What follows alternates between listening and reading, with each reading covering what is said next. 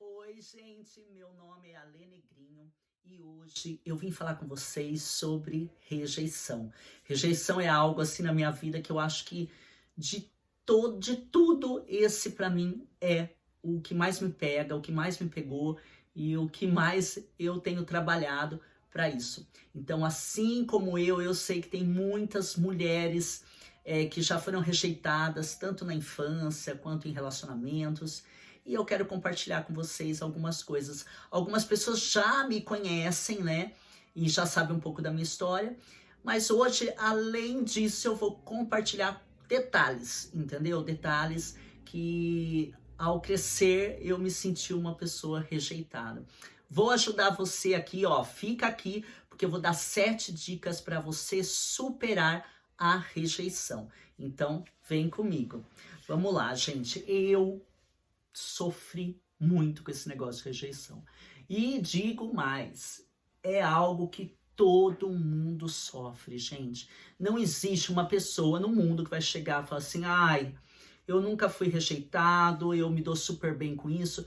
Tudo bem, isso também tem a ver com a personalidade de cada um, mas é difícil. A primeira coisa que eu peço para que vocês não entendam esse vídeo como vitimismo, tá? Porque lógico, eu não esqueci todas as coisas que aconteceram, mas porque eu não tive amnésia, né, gente? Porque só tendo uma amnésia para você esquecer as coisas. Mas eu superei sim. E uso isso hoje para ajudar vocês, mulheres, homens também, mas mais as mulheres, né? Porque a gente ama as mulheres aqui. Bom, gente, eu vou começar falando sobre as rejeições da minha infância, tá?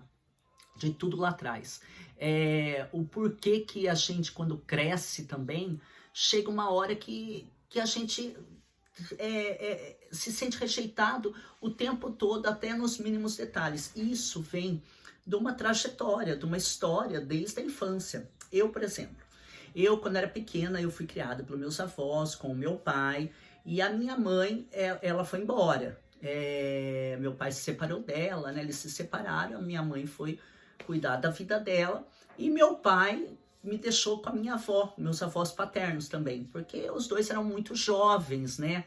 Tá aí um problema grave das mãezinhas jovenzinhas, os pais jovenzinhos, né? Que ainda querem viver a vida, assim como eu também e muito mais. Enfim, eu fiquei com meus avós e sempre cresci assim pelos familiares mesmo, tipo, eu ouvia sempre que eu era bomba, que largaram na família e tudo mais. E isso daí eu já sempre conto aqui essa história, né? Mas hoje eu vim contar porque eu quero contar detalhes, sabe? Detalhes. Não pense que é fácil, não, porque a gente acaba tendo uma regressão, né? A gente volta lá atrás, mas eu compreendo, entendo que eu tive que passar por isso para hoje eu estar aqui ajudando outras mulheres a superarem as coisas que eu já passei, né? Enfim, gente, a princípio, lá atrás, começou na minha infância, com toda essa história que eu falei aí. Eu me perco um pouco aqui, mas eu até fiz uma lista aqui para eu não me perder, viu, gente? Porque eu me perco. Quando eu era muito criança, eu me recordo. Então são coisas, sabe? São pequenas coisas que se você for juntando, você entende o que acontece. Por isso que eu falo, a gente na primeira série já devia ter uma aula para aprender a lidar com o ser humano, porque é difícil, gente, é difícil. E eu me recordo que quando uma pessoa, não vou falar nomes, tá?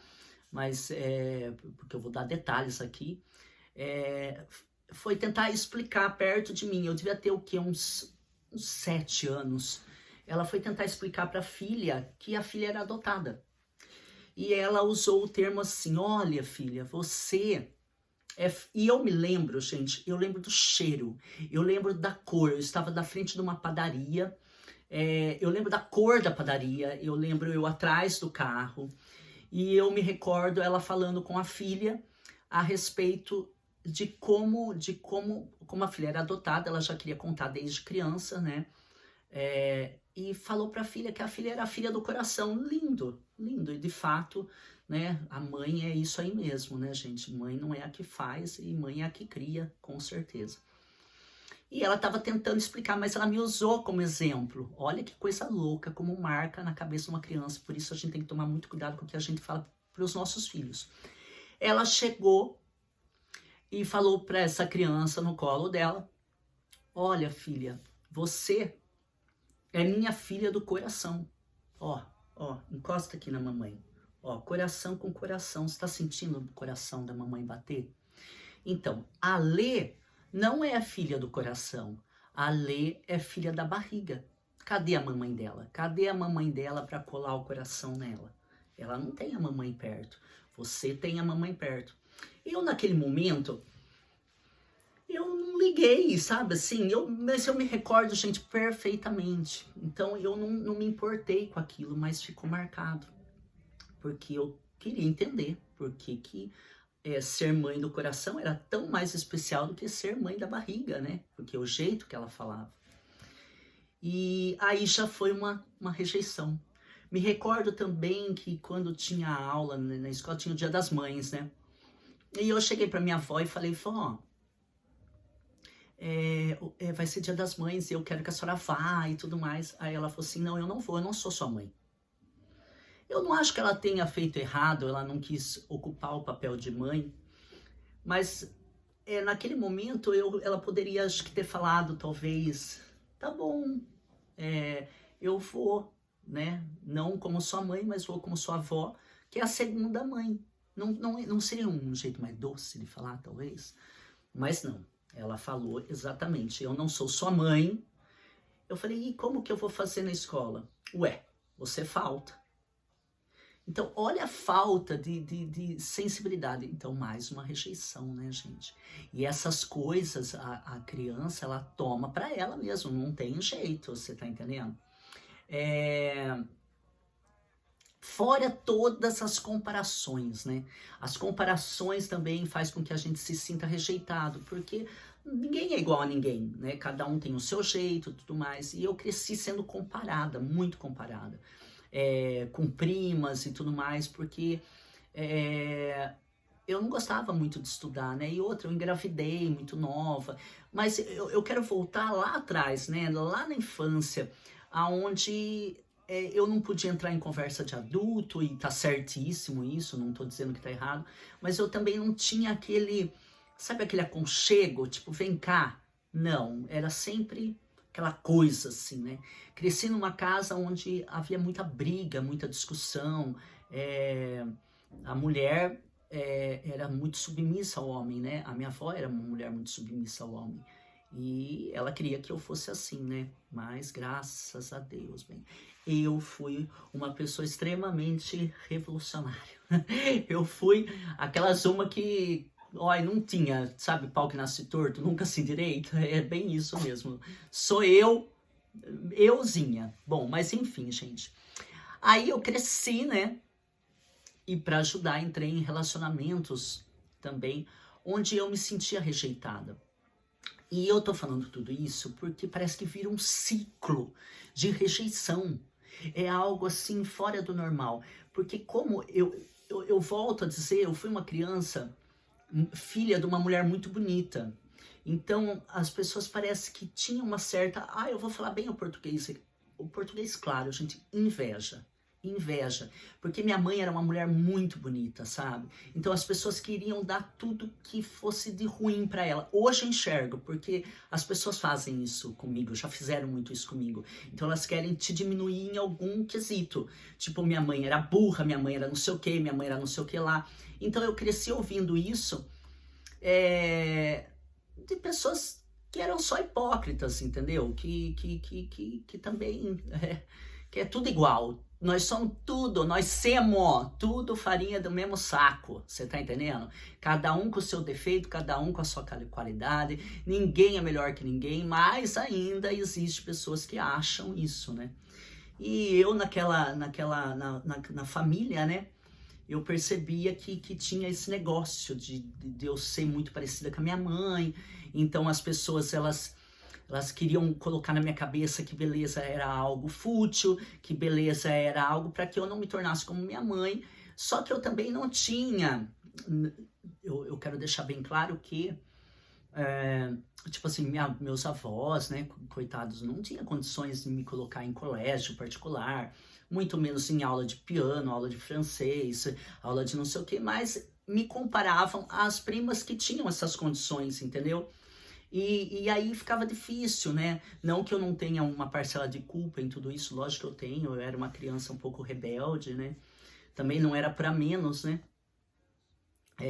Como eu falei, além das rejeições, existem mais um milhão de coisas que me aconteceu na infância, que hoje, na fase adulta, eu procurei saber quem sou eu, né? O porquê das coisas, e a gente vai descobrindo que tem tudo a ver mesmo com a infância. E olha que eu discuti já sobre isso, achando que não era, mas tem sim. E depois, na fase adulta, eu acabei me envolvendo, né, tendo filhos e tudo mais. E por incrível que pareça, como eu disse, é um ciclo. Porque eu, eu já fui também sendo rejeitada na primeira relação da minha vida, sabe? Tipo, me chamando de feia, de larga. Hoje eu sou uma pompoarista, né? Eu até dou curso aqui, aulas de pompoarismo. Exatamente, fui buscar isso para que eu aprendesse e passasse para as outras mulheres que são obrigadas a ouvir, parir filho deles e ainda ouvir que você é larga, que você tá inteira cheia de celulite, cheia de estria e tudo mais. Então, tipo assim, as pessoas falam que a cobrança vem da mulher mesmo, a respeito de corpo e tudo mais, mas não, gente, a cobrança vem de homem também, e às vezes de homem que é, bom, enfim. Mas é isso, então aí eu comecei a ter relacionamentos onde eu me sentia rejeitada. E eu não sei se vocês sabem, né, que a rejeição ela se transforma mesmo numa obsessão. Parece que você não consegue sair daquilo ali. Você sempre quer agradar o outro, você faz de tudo para agradar o outro. E eu acho que eu tinha também isso, sabe, gente, de querer agradar. Porque parecia que desde criança eu estava num lugar onde eu tinha que agradecer, obrigado, obrigado. Olha, ninguém tem obrigação de cuidar de você. Você tiver de fazer isso, porque ninguém tem obrigação. Então, eu sempre tentava, sabe, parece que dar o melhor de si, nunca estava bom.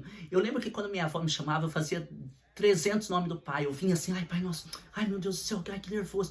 Porque eu tinha medo dela, porque ela era muito brava, mas eu sou muito grata a ela, morro de saudades da minha vozinha. Mas ela era muito brava. E eu tinha tios também, vivi na casa cheia de homem, então eu tinha um pouco de receio, mas mesmo assim, viu, gente? Pensei, não, era topetuda. Eu era, como eu falei, revolts, né? Tipo assim, eu fazia exatamente aquilo que eu queria, tanto que eu apareci grávida e tive todos os meus filhos, e para ajudar, também, de uma certa forma, fui rejeitada. Por isso também não exigi as obrigações, né, dos pais deles, porque eu sempre achava que, sabe, ai, ele me deu sêmen, ele me deu espermatozoide, tá ótimo, nossa, ele já fez muito por mim, era sempre muito por mim, tudo que as pessoas faziam me davam migalhas, eu achava que era muito pra mim, sempre achei isso, gente, nossa, e hoje eu vejo o quanto isso trouxe, o quanto essas coisas levam para a vida. E às vezes eu até falo para minhas filhas assim, olha, pelo amor de Deus, cuidado com cada passo falso, com cada pessoa que você cruza no seu caminho, porque a gente leva para a vida. Voltando a dizer, não levem isso como vitimismo, porque de vítima eu não tenho nada, tá? Eu passei por essas coisas, aprendi e hoje estou aqui, né, para ajudar vocês. Bom, no fim, a gente cresce, tem amigas, amizades, né? E aí a gente também tem problema com as amizades. Chegou uma hora que eu falei, o problema sou eu, cara. O problema sou eu.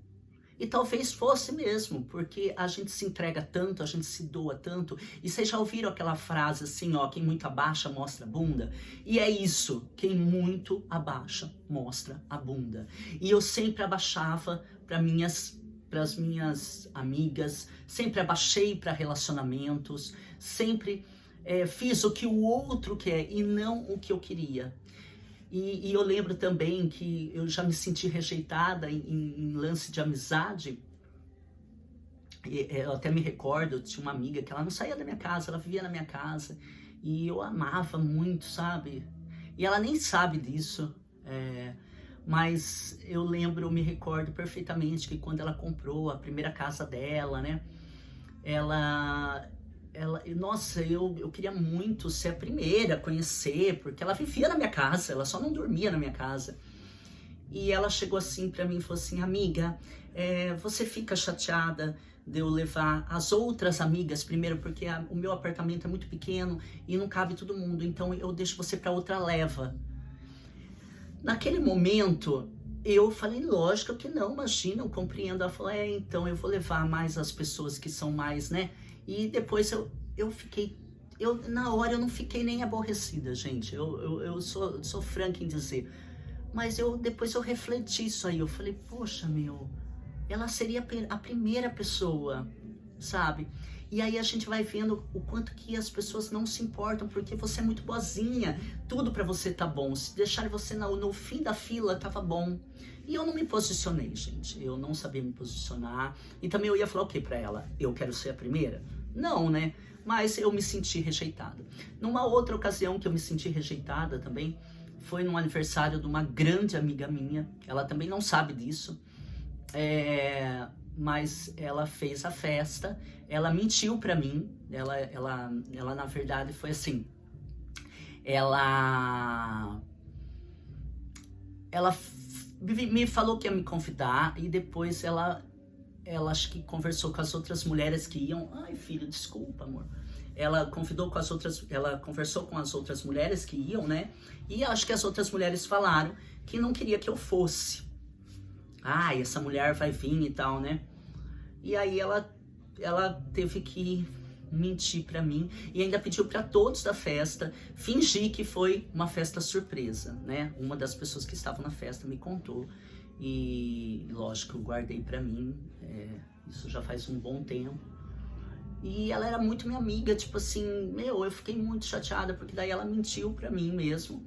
Depois ela esperou passar, postou as fotos e disse pra mim, olha, Lê, foi festa surpresa, mas eu já sabia que não era, entendeu? Mas eu entendi, porque eu falei, poxa, se eu sou tão amiga dela assim, por que, né? Por que ela fez isso comigo? Por que ela não brigou por mim? Tipo, não, ela é minha amiga, eu faria isso. Só que então, eu faria isso. A gente tem que entender que a gente faz, a outra pessoa nem sempre faz, né? E aí eu fiquei muito magoada com isso e já foi mais uma situação de rejeição, onde eu me senti muito rejeitada. Teve uma outra ocasião também, aliás, gente, teve várias, tá? Onde essa minha amiga, a gente vivia juntas e tal, ela se separou e eu namorava na época, né? E eu cheguei pro meu namorado, eu exigi que ele aceitasse que ela fosse com a gente em todos os lugares, em todos os churrascos. Eu cheguei a pedir para pessoas que iam fazer o churrasco, eu pedi se eu podia levar ela. Olha, eu sei, mas eu queria levar ela e tal. E aí eu acabei me separando desse namorado, onde eu também me sentia super rejeitada pela família dele, tá?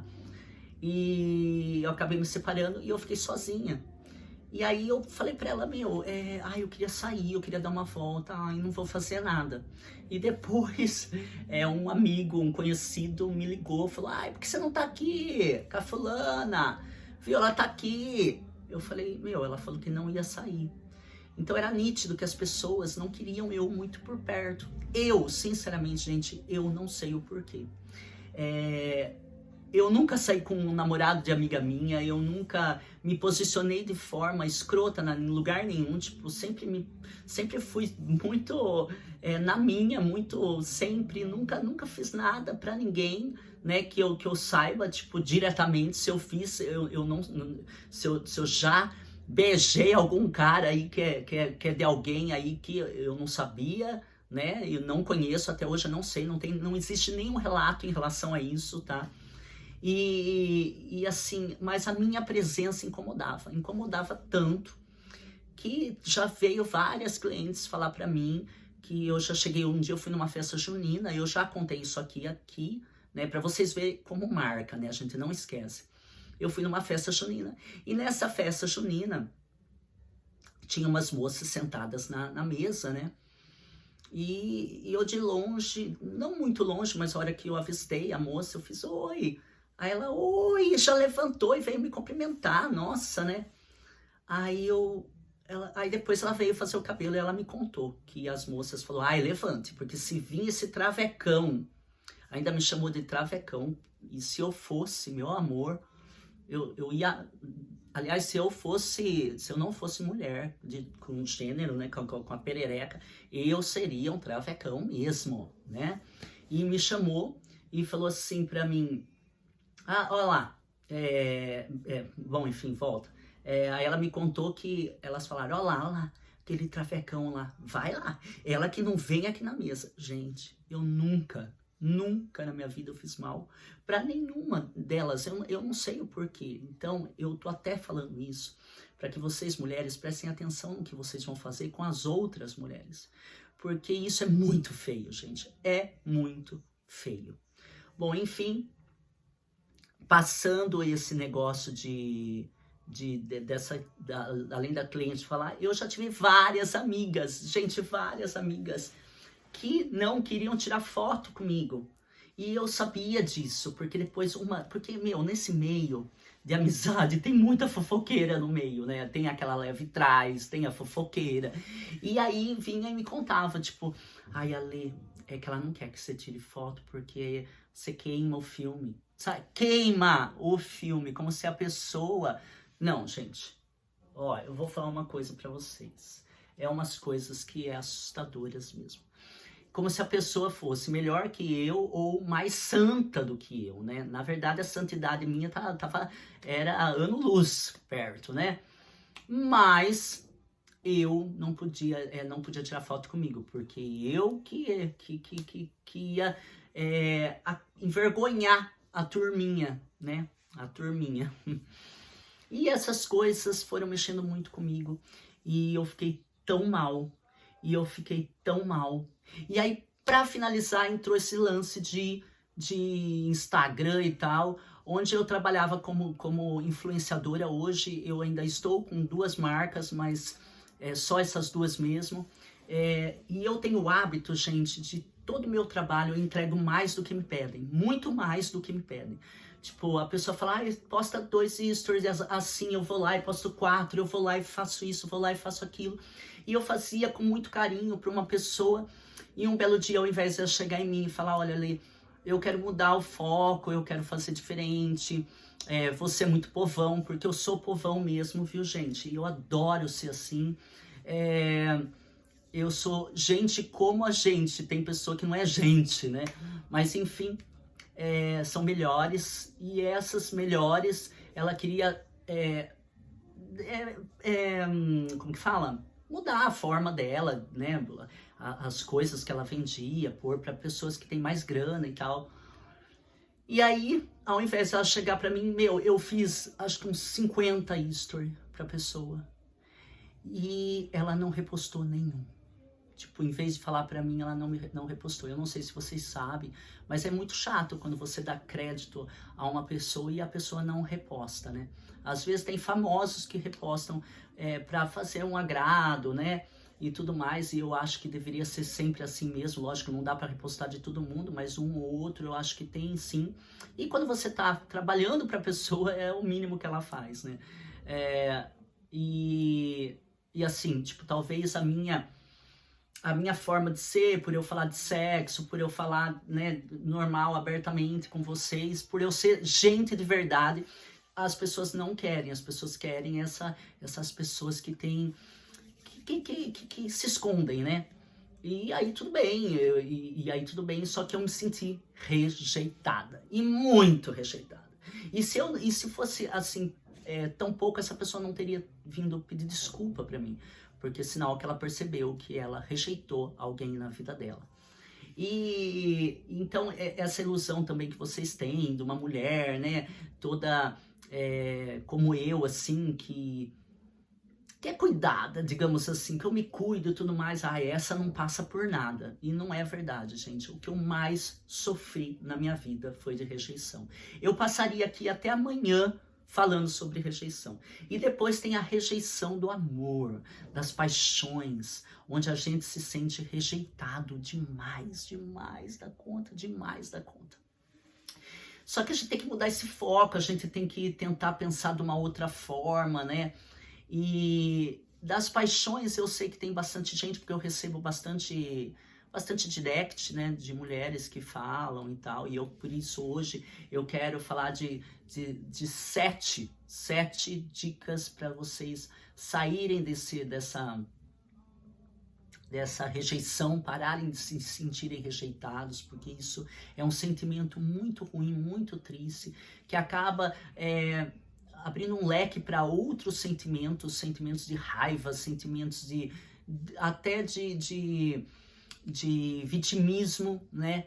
E não é isso, né? A gente tem que sair fora disso. Nos relacionamentos, o fato da pessoa não querer a gente, isso não significa que a gente tem que entender que isso não é só uma rejeição, a pessoa não quer, ela não quer, né? O problema é quando você fica com pessoas que não querem. E ao invés de ela chegar e falar a real, assim como essa história que eu falei dessa outra pessoa que me rejeitou com o lance dos stories e tal. A outra pessoa que eu acabei de dizer. Tem que existir uma responsabilidade emocional.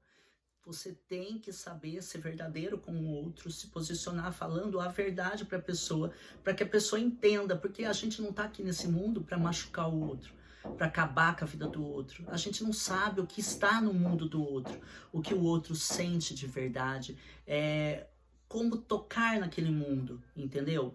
Então a pessoa não sabe a minha trajetória. Então ela tem que ter uma responsabilidade emocional com todas as pessoas. Ela parar e pensar, pô, será que eu queria que fizessem isso comigo? E nesse caso aí, a maioria dos homens e mulheres também, quando se envolvem e tal, não tem essa responsabilidade. Tipo, eles mentem, enganam, e aí está o problema, porque aí junta com a rejeição e a gente fica aí se perguntando, desesperado, se sentindo culpada. Muitas vezes o cara, tudo que ele viu de lindo em você, ele joga tudo isso em você como se fosse o pior defeito. Quem nunca passou por isso? Eu já passei várias vezes, né, gente? Eu, por ter esse arquétipo da mulher Marilyn Monroe, tipo assim, mais pro lado sensual. Eu gosto, gente, é o meu jeito, né? Vocês podem não gostar, mas vocês têm que respeitar, porque não tem o que fazer. Eu sofri muito com isso, por conta, eu até cheguei a me isolar, parar de sair, parar de ter amigos, parar de ter amigas, não querer mais me relacionar, exatamente porque eu sabia que ali eu seria rejeitada por ser quem eu sou, por ser uma mulher que chama atenção, ou por ser uma mulher, sei lá, não sei, gente. Aí tá nos olhos das pessoas, né? Cada um vê com os olhos, algumas pessoas me vê com os olhos bons. Eu também tenho que agradecer, porque no meu caminho também passou por vários amigos maravilhosos, várias pessoas maravilhosas. Então não pode só, que hoje eu estou falando da rejeição, tá? Como eu me senti rejeitada na infância, como eu me senti rejeitada na fase adolescente, na fase de mãe, depois na fase dos namoradinhos, das amizades. Então isso tudo. E eu esqueci de uma rejeição, gente, eu vou ter que falar dessa. Eu vou contar um negócio pra vocês. Quando foi o chá de bebê do meu filho, de um ano, não, no chá de bebê dele. Vocês acreditam que eu fiz convite para a cidade inteira, para todas minhas amigas, né? E eu me recordo que foi muito difícil deixar minha avó aceitar isso daí, porque ela não gostava que fosse amigos meus em casa. E eu queria muito fazer esse chá. E justamente naquele dia eu falei pra ela, vó, vai ter um churrasco, todo mundo vai nesse churrasco, não dá pra fazer o chá de bebê num outro dia? Não, tem que ser esse e acabou. Meu, ninguém foi. Olha, foi uma única pessoa, que eu esqueci o nome dela, ela tem um nome diferente, eu esqueci o nome dela. E ela nem era tão minha amiga, mas ela foi a única que foi no meu chá de bebê. Depois fizeram um chá de bebê surpresa, mas eu me senti tão rejeitada. Então são essas pequenas coisas, né, que pra mim foram grandes, né, porque pimenta no rabo dos outros não dói, né, então né, se fosse com você tudo isso, não é mesmo? Então são essas coisas que faz a gente se sentir muito rejeitado. E voltando na história de relacionamento, então a pessoa, ela deve ter essa responsabilidade emocional de chegar para você, você também ter essa responsabilidade emocional de chegar para a pessoa e dizer a verdade. Olha, eu não gosto de você, eu não sei o que aconteceu, eu parei de gostar, porque isso pode acontecer. Então aí sim você consegue entender que isso não é uma rejeição, tá? As pessoas têm o livre-arbítrio. Então, gente, agora eu vou para sete dicas, né, que vai ajudar você a sair da rejeição. Bom, gente, agora eu vou passar para vocês os 7 passos para vocês lidarem com a rejeição amorosa. Eu contei toda essa história toda, mas é de amor que a gente vai falar aqui. Primeiro é separar a rejeição do rejeitado. A rejeição é apenas um tipo de critério de alguém a respeito de outra pessoa, que por acaso pode ser você, né? Não é nada pessoal, gente, ainda que pareça. Ninguém tem esse controle de quem ela vai gostar, de quem ela não vai gostar, entendeu? Segundo, exercite a autoestima. Não se permita esquecer o seu valor. Eu falo isso todos os dias. E as suas qualidades. Não se permita. Não é porque uma pessoa não gostou de você que todas as outras não vão gostar, né, bem? Então, gente, a autoestima, muitas vezes, ela está relacionada à aceitação amorosa e é preciso avaliar muito bem o que realmente é preciso mudar e o que é apenas a opinião do outro, né? 3, gente, respeite a não correspondência. Vamos ver se vocês me entendem. Algumas pessoas têm dificuldades de tolerar não serem correspondidas, como se aquilo fosse um ataque pessoal. É como se o alvo da sua paixão, né, fosse obrigado a responder positivamente seus sentimentos. Mesmo num relacionamento de longa duração, gente, às vezes a gente tem que aceitar. As vidas e as personalidades, elas podem tomar rumos diferentes, né? E o que motivava inicialmente essa união, elas acabam se perdendo tudo nesse caminho, né? 4, encare a tristeza. Aceite lidar com a tristeza e entenda que aquelas esperanças depositadas passarão por um processo natural de diluição até se recomporem. Fugir da dor é só um jeito de prolongar o processo. Eu mesma vivia a dor, gente, eu vivia. 5, siga a própria vida. Redirecionar aquele desejo, amor e carinho para outras pessoas, para fontes saudáveis, como pessoas acolhedoras e queridas, né? É um bom jeito de lentamente obter a nutrição emocional sem a pressão por novas tentativas amorosas. Não é o momento. 6. Mantenha-se em movimento. Esse eu falo direto. Exercícios físicos e atividades agradáveis têm o poder de te fazer enxergar a vida por outro ângulo. Mais do que uma dica, tome como regra. Nada de ficar sozinho em casa chorando ou se martirizando. Faça um esforço e se movimente. Com certeza isso vai te ajudar muito a arejar as ideias. Nem que você saia sozinha, porque eu mesma saía sozinha porque eu ficava em casa. Mas não chorando, mas eu preferi evitar. Mas tá errado também, tá? 7, inverta as posições, gente. Lembra-se daquele que você também já rejeitou. Alguém bacana. Provavelmente você passou por uma situação em que uma pessoa que parecia interessante não te tocou profundamente. Olha que coisa. Resgatar essa situação possivelmente vai te ajudar a perceber que essas coisas infelizmente acontecem, gente. E é isso. Eu espero que vocês tenham gostado dessas dicas, são 7 dicas aí. E eu espero que vocês compartilhem com as pessoas, com as amigas.